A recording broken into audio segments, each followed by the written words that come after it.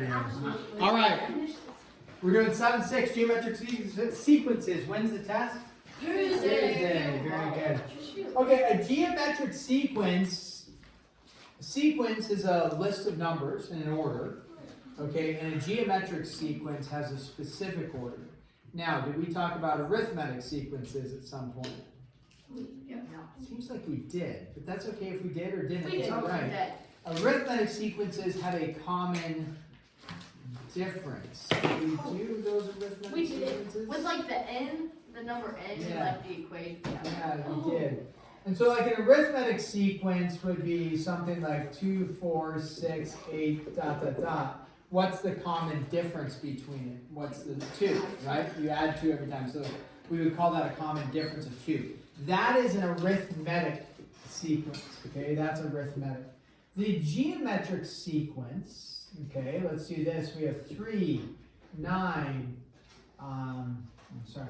3, 9, 27, 81, ... This, hopefully you would recognize, does not have a common difference. Common, right? It has to be the same between them. So if you did a common difference, you'd say 6, 18. Okay, right away they don't have a common difference. But what they have, this is a geometric sequence. They have a common multiplier, which we call a common ratio. But yes, it's a common multiplier.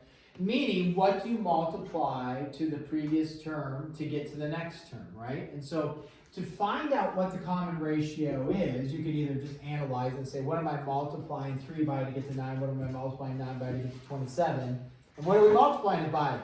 3. To find it algebraically, if you will, like a little formula, just take your second term divided by your first, and you would get out 3. But to confirm that, you take your third term divided by your second, and make sure that it's the same ratio every time. So in this case, 3 and then 3. So now they don't always go up, they could go down as well, but it just has a common ratio in between. There is a couple formulas. There is the recursive. Do you remember what recursive was? Recursive formula? What recursive means? Recursive means using the preceding term to find a value. So the recursive formula is a sub n. I think Madeline was mentioning the n part.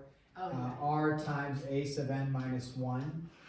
And what this would be referring to is, if you want to find the 5th term in the sequence, a recursive formula means you have to know the 4th term in the sequence to find the 5th term in the sequence. So if we use our example up here, let's say, we would say, since we already know our numbers, let's say I wanted to find a sub 3. What a sub 3 simply means is the 3rd term in the sequence. Now, we already know what a sub 3 is if we're using this sequence right here, which I'm going to, because we can look at it and know. What is the 3rd term of the sequence that we need? 27. So this wouldn't be, it's like, oh yeah, 27, done. But let's use our little formula. You would take a sub 3, meaning I want to find the 3rd term, and you would use your common ratio, which you would have to know, and you'd say my common ratio is 3, and then we're going to multiply it by, let me just put this down here, a sub 3 minus 1, which would be a sub 2. So a sub 2 simply stands for the 2nd term. So you look, the 3rd term is 20. Well, we're going to find the 3rd term. But you take your ratio times the preceding term of what you're looking for, and the preceding term was 9. And then you say, oh, beautiful, 27, right? And that would be done. The issue, not the issue, but if we said, okay, let's do this again, I'm just going to put it over here so we can utilize that space. But if I said, hey, find a sub 11 for this sequence, you would say, okay, it's 3 times a sub what? 10, right? Well, the issue is, do you know a sub 10? No, you'd have to find a sub 10, multiply it by 3, and then it gives you a sub 11. So you'd be limited, like, that's as far as you could go until you find a sub 10. All right, so that would be the recursive formula. Then there is an explicit. Explicit means it does not use the preceding term, And the explicit formula is a sub n equals a sub 1 times r to the n minus 1. So in this case, like for what we were just doing, let's do one that we know the answer to. We can do a sub 3, just like we can do a sub 3. We know the answer is supposed to be 27.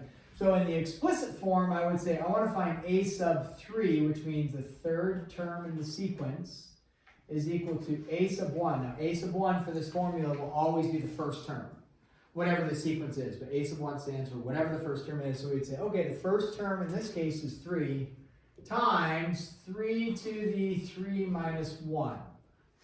Because that's, you're looking for the third term, so that would just go in there. It would be 3 times 3 squared, so it would be 3 times 9, which is, sure enough, 27.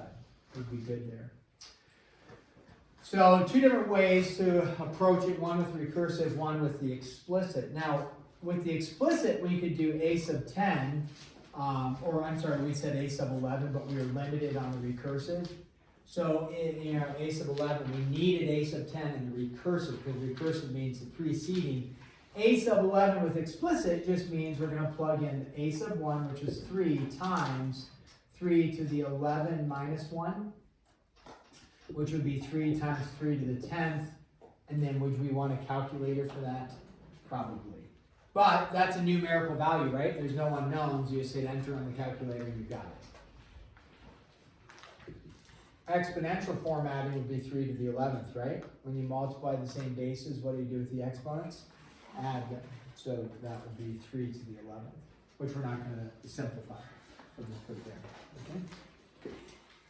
All right, so let's do some examples here of what they have. Okay, finding the common ratio. Let's do this. Make sure we understand it. Find the common ratio. And you're going to be given, we'll call this number 1. Let's say you're given a box. Sometimes the box confuses people, and it's n, and then a sub n, and then it's 1, 2, 3, and 4, and then negative 70, negative 56. I'm sorry, that's not what I wanted. I'm sorry, don't do the negative 10, don't do that. Go 9, 6, 4, 8/3. Okay. So you're going to see this box, and they're going to say, find the common ratio. And it looks a little confusing because, like over here, we had a sequence, right? And our sequence was what? 2, 4, 6, 8. Well, that was arithmetic, but 3, 9, 27, 81. This was like, what? We have 1, 2, 3, 4, 9, 6, 4, 8/3. What this is referring to is the first term is 9, the second term is 6. So if you wanted to rewrite it, you could actually go like this. It's the same thing as writing this in a sequence format. So when you see that box, you're just looking at, this is the term, the nth term. N stands for the first term, the second term, the third term, the fourth term. This is not 1, 2, 3, 4 as your sequence. So when you look at this, how do you find your common ratio? We did it over here, but this was like nice and easy, 9/3, 20. You take your second over your first. So we just go, okay, 6/9, which would be, reduce it, right? 2/3. Now confirm that by taking 4/6, right? Take 4/6, which is also 2/3, okay? And then you could take 8/3/4, invert, multiply, and you'd get out 2/3. Okay. So what is the common ratio? 2/3. Now, arithmetic, geometric, or neither. And then it says, explain, so you could explain why one is one and one is the other. So when we look at this, we'll call this number 2.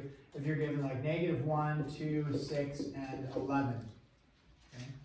Now, just because it's a neither doesn't mean there isn't a pattern to it. There definitely can be a pattern. It just may not be an arithmetic pattern or a geometric pattern. To check arithmetic, you're looking for a common, what? difference. So if you look, what's the difference between negative 1 and 2?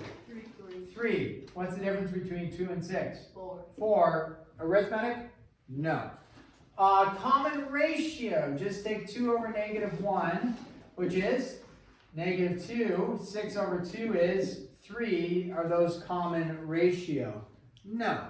So therefore it's going to fall into what category?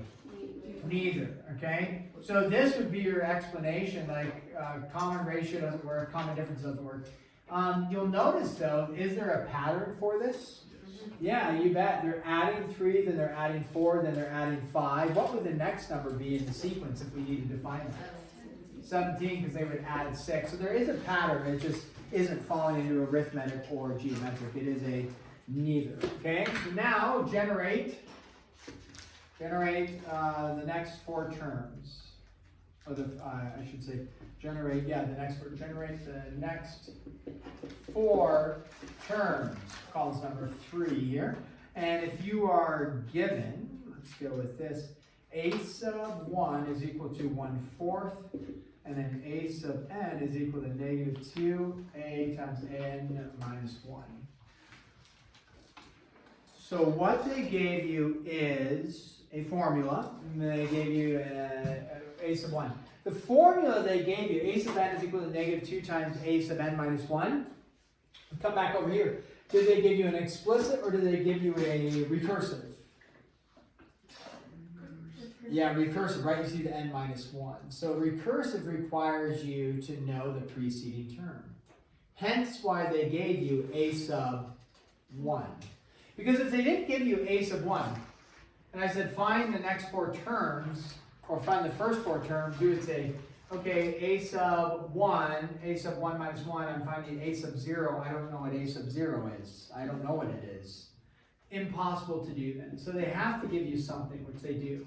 So you already know a sub 1. What would the next term be that you want to find? A sub 2. So we want to find a sub 2, which means we plug into the formula negative 2 times, I can write this out if you want, that's fine. You're just plugging in a sub 2, so you're plugging in 2 minus 1. Well, what's 2 minus 1 give you? A sub 1. Do you already know a sub 1? Yeah, 1/4. You don't need to actually show all that once you kind of get a little savvy. You're just multiplying negative 2 times the preceding term. So what's negative 2 times 1/4? That is a negative 1 Oh wait, no. half. Yeah. Negative 1/2. Then a sub 3, we're not going to have to do all that work because a sub 3 we know is just our formula. It's negative 2 times the preceding term. So a sub 3 is negative 2 times what? Negative 1/2. The preceding term is a sub 2. And then we say, okay, nice. That's going to be a sub 3 is equal to 1. Positive 1. And then we say, nice. A sub 4 is negative 2 times the preceding term. So it's negative 2. And then so on and so forth. It does say the next 4 terms. So we just found the next 4 terms. This would be 1, 2, 3, and then you'd have to find a sub 5. What's a sub 5 equal to? Negative 2 times negative 2, so it's equal to positive 4. Sorry, I'm squeezing it down there, but make sense?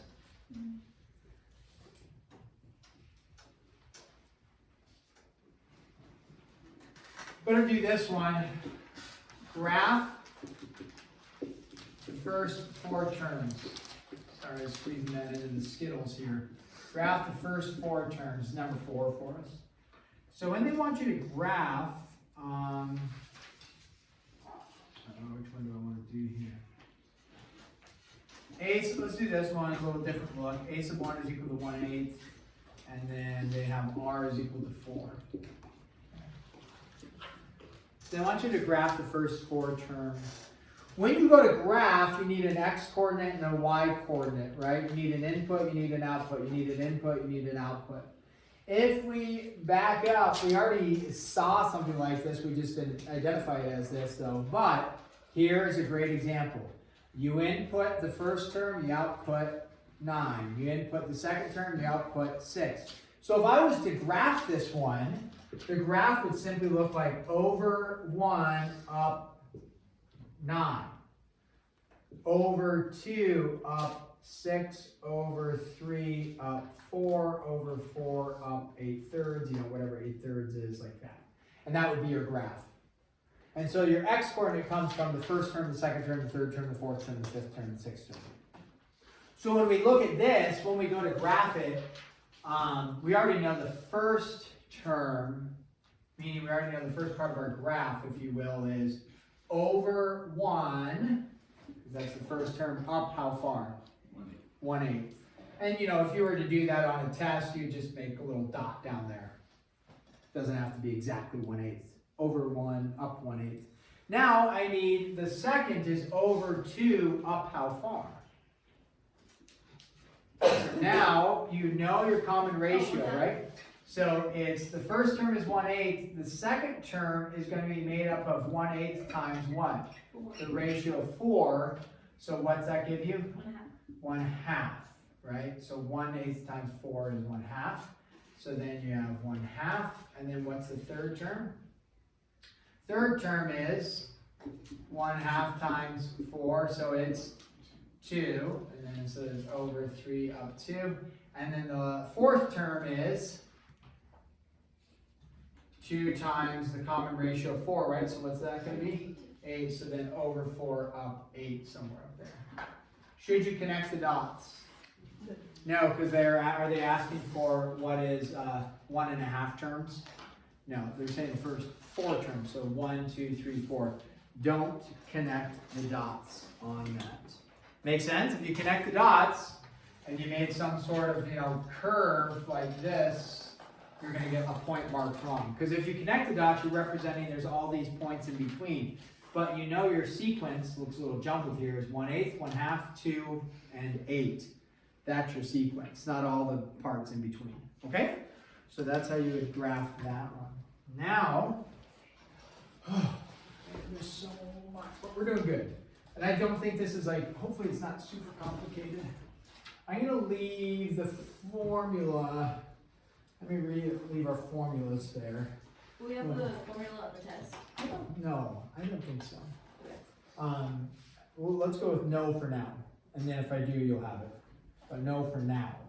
Write the specified formula. So find the formula.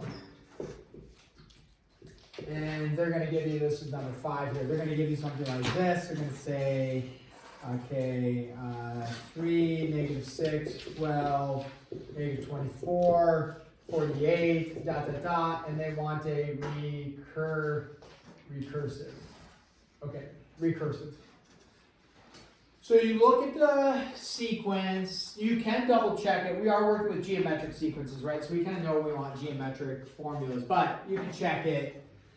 Not a common difference because it's going from positive negative to positive negative, so you know it's not arithmetic. There's no way to be adding something and getting back positive, negative, positive, negative. So we say, okay, probably geometric.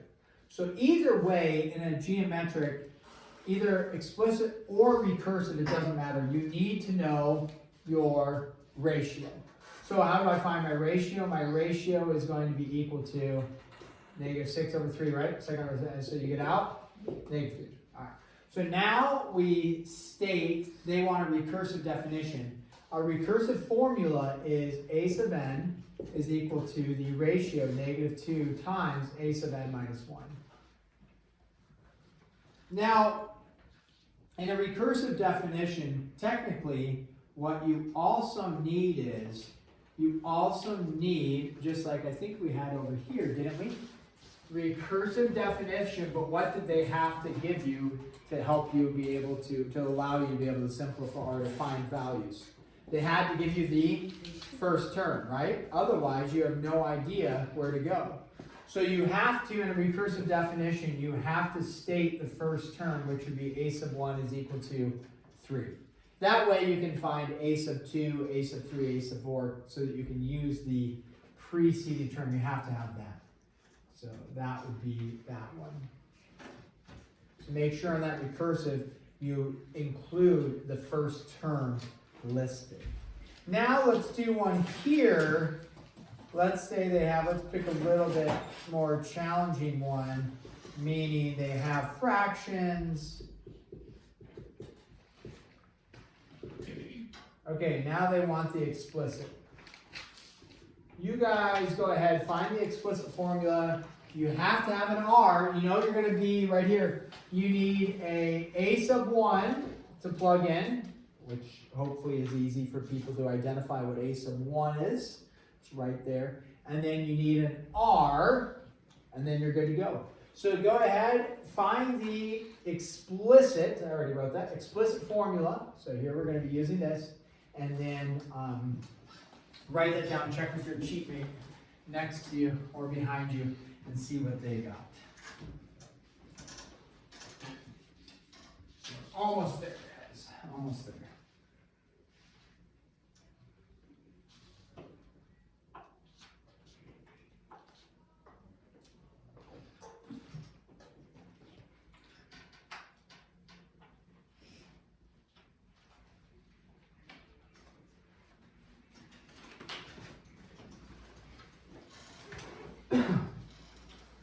Hopefully everybody's getting a sub 1.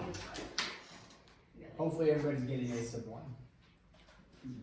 So your formula should be starting out as 1/25. I like putting parentheses around it, especially when you got fractions going. So hopefully everybody's starting out with that, right? 1/25 times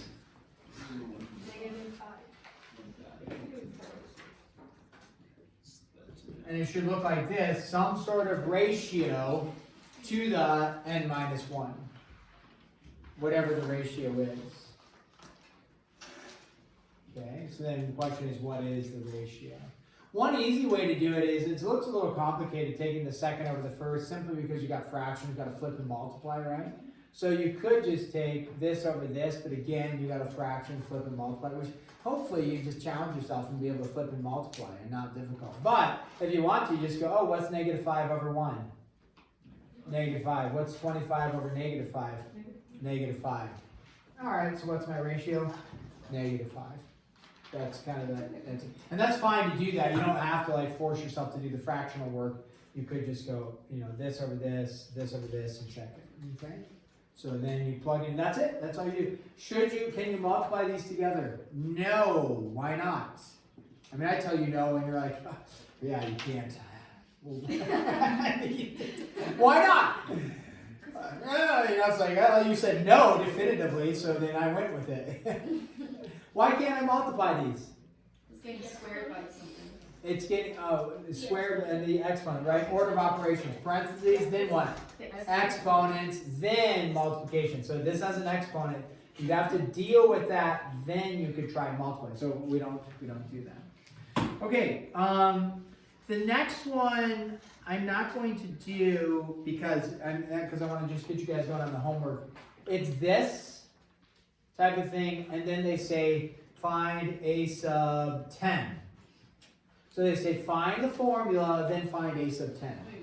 So how would you find a sub 10? Well, you take the number 10, the 10th term, you plug it into here, 10 minus 1 is 9, and then you'd have to do -5 to the 9th power, and then multiply that by 1/25.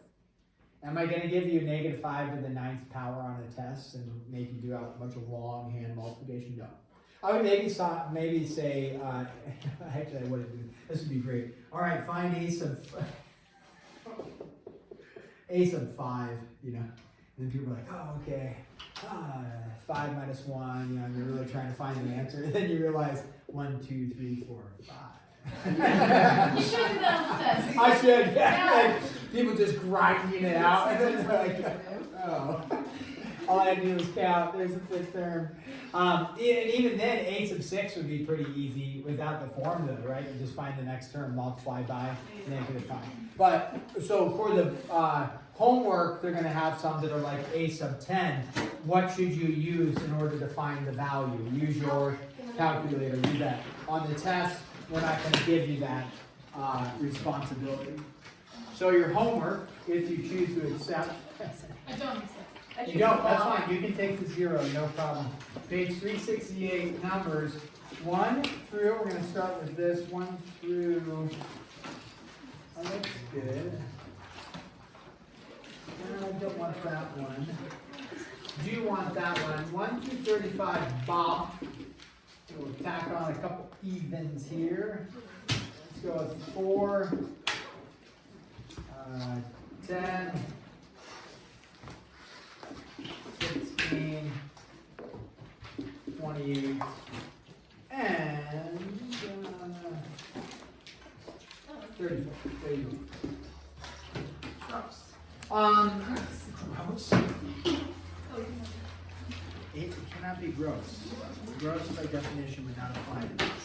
It's just numbers. It does by definition. What's on your cup? Okay, a picture of me and my niece. She made it for me for Christmas. It's like heat changing, where like you put the coffee in and then it appears. No. Have you seen those? Oh, the picture? No. Yeah. Wait, is it Lindsay? Yeah, that's Lindsay. Oh, I need to love and I've been seeing everybody. Yeah. Okay, so there's your homework. This is for 7, 6. I'm okay. I mean, get the work done. I'm okay having this due on test day, which would be Tuesday. You know, the only problem is that if you procrastinate, you don't do it until after the test. then it's an issue for you. So I would get it done. Maybe actually, let's do this. Maybe we'll say this. It'll be due at the end of class tomorrow. I don't really understand how to do the word problems on something like 6. So I'm thinking. Ignored. Yeah, ignore it. I hate word problems. That's what I'm kind of thinking, to force you to do it and work on it. No? Okay. No, we can't. No? Wait. I haven't started Simplify yet. Oh, yeah, you're done. Hey. Okay, this won't be due until Friday.